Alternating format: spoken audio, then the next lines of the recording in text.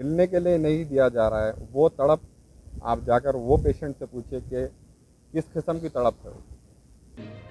खुशामदीद नाजरीन, मैं सैयद गौस मोइनुद्दीन आपका IND टुडे पर खैर मकदम करता हूँ। यूं तो होती है हर न्यूज़ पर आपकी नज़र, हम देते हैं रोज़ाना आपके लिए खास खबर। चलिए जानते हैं आज की खास खबर।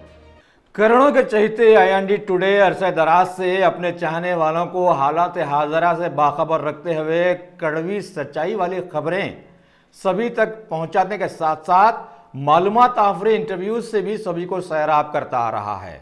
लिहाजा अभी कोरोना वायरस के दहशतज़दा माहौल के चलते IND टुडे के हरदिल अजीज नुमाइंदा खास मोहम्मद असद बाबा कादरी ने शहर हैदराबाद के मशहूर जमाना सरोजनी देवी आई हॉस्पिटल के एक जिम्मेदार बरसरकार डॉक्टर इरफान अहमद खान ऑप्थेल्मोलॉजिस्ट से कोरोना वायरस के असली असबाब और इससे बचाव की तदाबीर पर सैर हासिल बातचीत की है। लीजिए आप भी मुलाहिजा फरमाएं।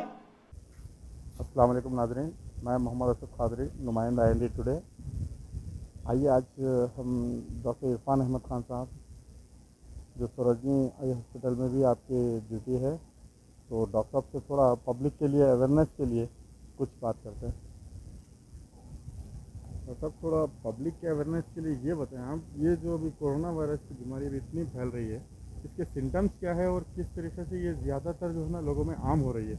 जैसे कि किसी एक घर में एक छोटे से बच्चे को हुआ था, फिर उनकी फैमिली के 13 लोगों को लेके गए, तो फिर क्वारंटाइन किया जा रहा है या फिर उनके लिए ट्रीटमेंट किया जा रहा है। तो लोगों के अंदर एक गलतफहमी ये है कि ये बीमारी से बच नहीं सकते और ये सिर्फ मौत है इसका इलाज। जी, औज़ुबिल्लाहिमिनश्शैतानिर्रजीम, बिस्मिल्लाहिर्रहमानिर्रहीम। ये बीमारी देखिए, ऐसा नहीं है कि सिर्फ मौत ही ये बीमारी का अंत है, ख़त्म जिसे कहते हैं, लेकिन ये बीमारी क्यूरेबल बीमारी है। जहाँ तक जो दुनिया में हो या हिंदुस्तान में हो, ये लोगों में एक डर और एक खौफ जो है कि ये बीमारी से सिर्फ़ और सिर्फ मौत है। वो मैं आपको ये क्लियर कर दूं कि ये बीमारी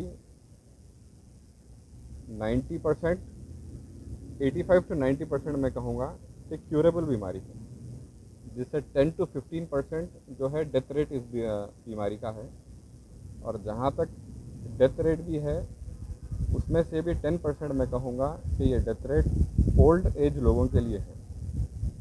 ओल्ड एज लोगों में भी ये बीमारी उन लोगों को हो रही है जिसको डायबिटीज़ या कोई और जैसा कार्डियक कोई बीमारी हो, या शुगर की बीमारी हो, या कोई और प्रॉब्लम हो। ये बीमारी उन लोगों को ज़्यादा इफ़ेक्ट कर रही है। पहले कहा जा रहा था कि ये बीमारी छोटे बच्चों को नहीं होगी, ये भी गलत है कि ये बीमारी बिल्कुल हो रही है छोटे बच्चों को।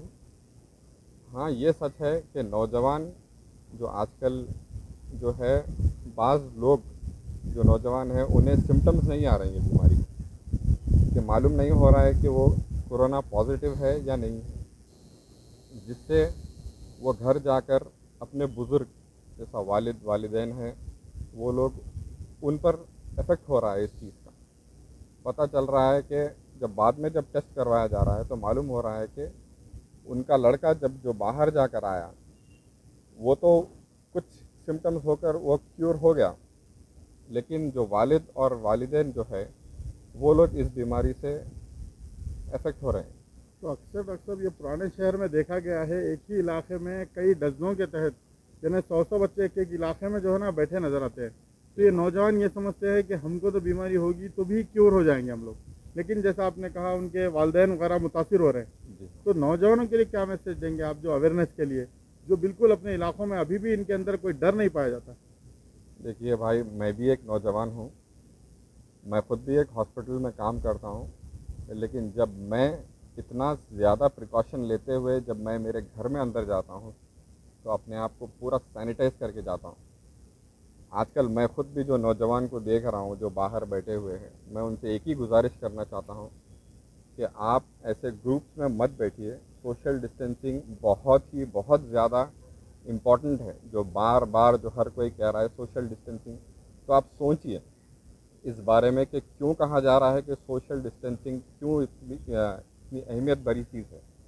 मैं बस वो नौजवानों को ये कहना चाह रहा हूँ, अगर आप अपने माँ बाप हो या भाई बहन हो या आपके ख़ुद के छोटे बच्चे हो, अगर आप उनकी परवाह बिल्कुल नहीं करते तो आप शौक़ से बाहर बैठिए, आप शौक़ से लोगों से मिलिए।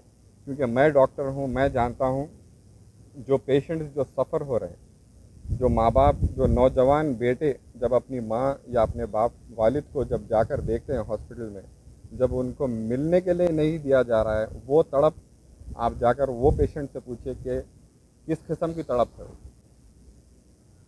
तो आप बस, मैं यही कहूँगा नौजवानों से कि समझिए, शायद आप जो है इस बीमारी से निकल कर आ जाएंगे, लेकिन खुदारा आपके माँ बाप अगर इस बीमारी से नहीं आ सके तो आप बस सोचिए ये चीज़ को।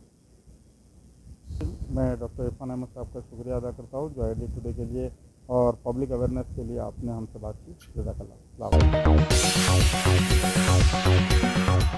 गाजी kidney centre and multi speciality hospital, गुर्दे और बवासीर के इलाज का 40 साल मशहूर हॉस्पिटल, जहां हजारों पेशेंट्स क्योर हो चुके हैं। Doctor Husaini international national award winner और दूसरे डॉक्टर्स और लेडी डॉक्टर्स की जेर खिदमत गुर्दे के तमाम अमराज का मुकम्मल ट्रीटमेंट किया जा रहा है। गुर्दे फेल हो चुके हों, डायलिसिस करवा रहे हों, याद रखिए डायलिसिस कोई इलाज नहीं, इससे 1% भी गुर्दे रिकवर नहीं होते। हाँ, डायलिसिस टेम्पररी रिलीफ दे सकता है, लेकिन हमारे ट्रीटमेंट से गुर्दे फिर से फंक्शन में आ सकते हैं। गुर्दे श्रिंक हो गए हों या सिस्ट हो, गुर्दे की पथरी हो, कैसी भी गुर्दे की तकलीफ हो या पाइल्स यानी बवासीर, चाहे ब्लीडिंग हो या कोम, बगैर ऑपरेशन मुकम्मल क्योर ट्रीटमेंट का एक ही centre, Ghazi kidney centre, DLRL main road, opposite Vikas high school, Chandrayan Gutta, Hyderabad. Cell 9966930824 या 9391326261।